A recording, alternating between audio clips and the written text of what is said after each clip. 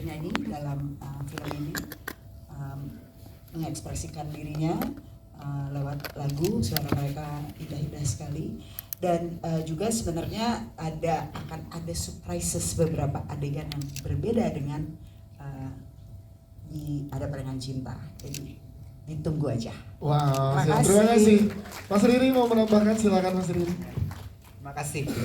Kalau saya yakin seperti tadi saya bilang, mestinya kita pasti harus justru mengharapkan ada sesuatu yang baru dan yang berbeda dan mewakili perasaan dan kepekaan generasi mereka dalam film ini.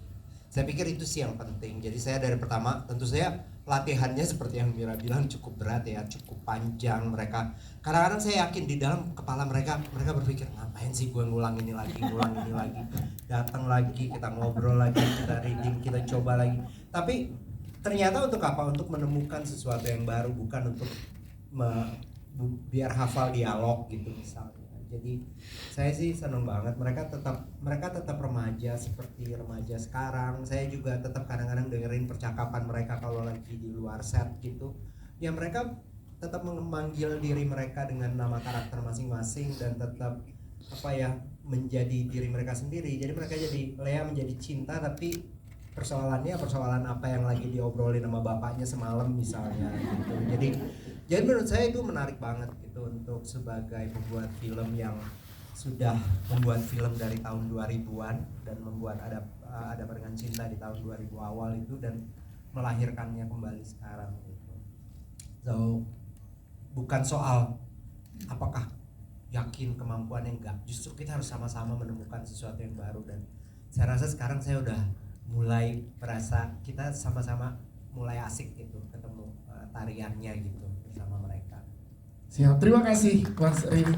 Selanjutnya Teh Meli dan juga Mas Atuhud, bagaimana pertanyaannya tadi? Apakah ada sesuatu yang baru ya, kayak lagu baru atau gimana gitu ya Mbak? Silakan Teh Meli. Ya, nanti ada 2 lagu baru, jadi totalnya ada 9 plus 2 ya. 9 lagu yang lama, tapi semuanya di rearrangement, ada sentuhan-sentuhan musik yang juga disesuaikan dengan skenario yang sekarang. So ada 2 lagu yang saya buat melodinya saja karena liriknya diambil dari dialog. Gitu. Jadi totalnya 11 ya. 11 lagu. Oke, terima kasih Teh Meli. Selanjutnya silakan teman-teman media, silakan Mbak Lucy boleh dipilih teman-teman yang sudah mengangkat tangan. Oke, sebutkan nama, media, dan pertanyaannya. Boleh berdiri Pak. Halo, selamat sore. Nama saya Jasmine dari Tempo. Sama Jasmine. Saya ada pertanyaan buat Lea dan El. Karena ini kan The Rebirth of ADC ya. Karena The Rebirth kita nggak bisa terlepas dengan namanya komparasi. Terutama dengan karakter di film pertamanya dengan Mas Niko, Badian, dan teman-teman dari geng cinta lainnya. Nah, tanggapan kalian buat El dan Lea mungkin bisa dijawab satu-satu nanti. Gimana tanggapan kalian ketika dibandingkan dengan AADC, terutama dengan pemerannya? Makasih. Terima kasih. Lea dulu, silakan Lea. Oke. Pertama, ini film ikonik banget. Aku tahu itu. Kita diskusi semuanya gimana caranya untuk menginterpretasikan karakter cinta di sini. Terus juga kebetulan aku memang suka banget juga sama semua karya-karyanya Dian Sastro, dan aku juga dulu nonton Ada Barengan Cinta sangat amazed gitu melihat Badian dalam karakter ini. Jadi aku cuma bisa mengharapkan yang terbaik untuk kita semua, untuk kita karena aku benar-benar berdiskusi dengan Mas Riri, Mbak Mira, dan Mas Niko, dan kita sama-sama nge-build semuanya perlahan, dan semoga kalian semua suka. Stay tune di bioskop. Yeay, terima kasih. 2025. Lea, terima kasih. El, silakan menambahkan El. Oke Kak, sebelumnya terima kasih atas pertanyaannya. Kurang lebih saya jawabannya sama kayak Cinta, tapi di proses ini kita sudah melewati kurang lebih 5 bulan pelatihan, proses pelatihan. Kita reading, kita latihan vokal, kita latihan acting, ada acting course juga, ada Kak Ciprut, Kak Komeng, dan di situ kita saling lebih mendalami karakter lagi. Kita ngobrol sama Mas Heri bagaimana kita mendeliver dan menginterpretasikan Rangga dan Cinta dari El dan Lea, dan kita sangat-sangat kagum sekali sama karakter dan cast sebelumnya Mas Diko yang sudah memberikan Rangga yang keren sekali. Yes. Itu saja. Terima kasih. Itu sajanya aja mirip banget. Itu saja. Iya, enggak kan? Enggak. Tiap dialog saya masih enggak soalnya ini. Itu saja. Sama Rangga. Keren El, tepuk tangan untuk El. Ya, yang ketawa, iya ya. Iya kan?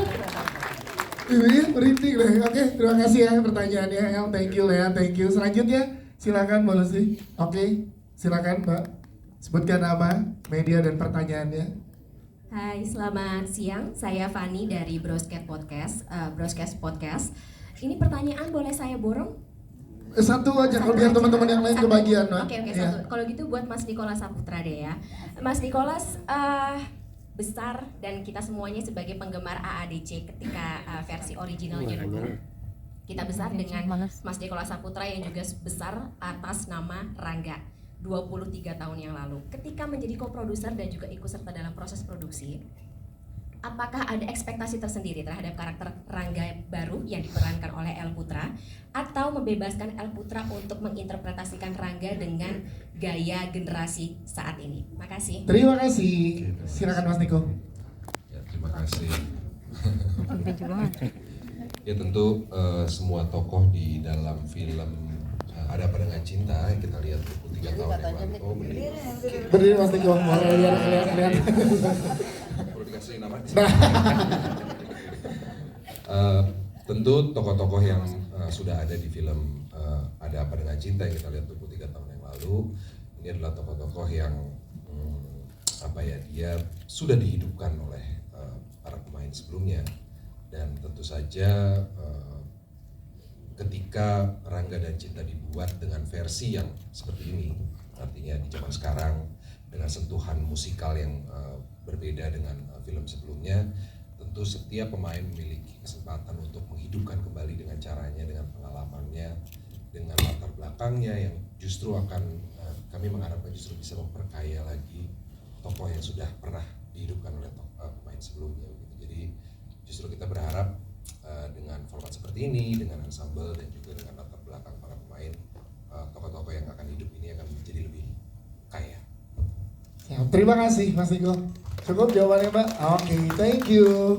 Selanjutnya silakan. Oke, silakan Mbak Lucy dari sebelah mana? Ya, akan dibantu oleh teman-teman dari The Publicist. Sebutkan nama, media dan pertanyaan. Oke. Halo, nama saya Chelsea dari Hepagis. Ada 2 pertanyaan. Pertama untuk para pemain, kan mayoritas wajah-wajah baru ya. Gimana sih perasaan kalian baru masuk ke dunia film dan langsung disutradarai oleh sekaliber Mas Riri Riza gitu? Ada tantangan atau kemudian kejutan-kejutan unik di lokasi syuting yang bisa diceritakan? Kemudian yang kedua buat Mas Riri, film ADC seringkali punya tempat atau lokasi syuting yang ikonik ya. Di film ini pencariannya seperti apa, karena secara landscape mungkin berbeda dengan 2002, dan apakah ada lokasi yang sama yang dipakai gitu. Terima kasih. Terima kasih. Mungkin untuk pemain diwakili oleh beberapa pemain aja ya Mas ya, biar nanti masih kebagian pertanyaan Lea dan mungkin Cinta dan Mili nanti yang mungkin akan bantu jawab ya. Silakan dari Cinta dulu deh. Gimana saat pertama kali dipercaya di sini, perasaannya? Aku happy banget. Yes. Aku happy banget guys. Jadi aku tahu banget kalau misalkan Mbak Mira dan Mas Riri itu selalu membuat film yang indah-indah banget. Apalagi film anak-anak yang aku nonton dulu-dulu waktu aku kecil. Film Sherina. Oh iya, terus kayak yang dulu-dulu tuh yang musikal, yang nggak musikal, semuanya dua-duanya tuh menurut aku bagus banget dan aku suka sekali. Makanya kenapa aku ngerasa bener-bener itu suatu kehormatan banget, dan aku nervous banget karena aku kira Mas Riri tuh akan selalu kayak galak gitu loh. Aku kira gitu, maaf ya. Aku kira gitu. Ternyata sangat loving banget dan mudah sekali untuk semua orang bisa sayang sama Mas Riri sama Mbak Mira. Jadi ya begitu. Gimana Mil? Gimana Mili? Gimana Mil? Gimana Kak? Aku setuju sama Lea. Aku rasanya campur aduk banget. Awal-awalnya deg-degan soalnya Mas Riri udah punya reputasi yang besar di industri film. Karena Mas Riri selalu bikin kayak yang udah Lea ngomong, Mas Riri selalu bikin karya-karya yang sangat indah. Jadi walaupun aku deg-degan ketika ketemu, aku senang banget soalnya Mas Riri selalu bangun suasana yang menyenangkan buat kita semua. Jadi kita selalu happy. Yeay, terima kasih Cinta, terima kasih Mili. Sekarang ke Mas Riri, pertanyaan kedua silakan Mas Terima Riri. kasih. Oke, jadi memang ini uniknya sih, waktu tahun 2016 saya bikin Ada Apa Dengan Cinta 2 dengan Nico, dengan Dian, dengan Asti, Sisi, Titi gitu. Nah, kita pergi ke New York, kita pergi ke Jogja gitu ya, bikin itu. Nah, bikin yang ini nih agak ribet nih karena tetap kita memutuskan tetap bikin eranya 2001, 2002 waktu presidennya Gus Dur ya. Jadi waktu itu periode itu saya pengen banget sih bertualang mencari tempat-tempat yang baru, tapi saya harus mempertimbangkan kurang lebih Jakarta yang periode apa yang bisa terrepresentasikan masih dengan era itu.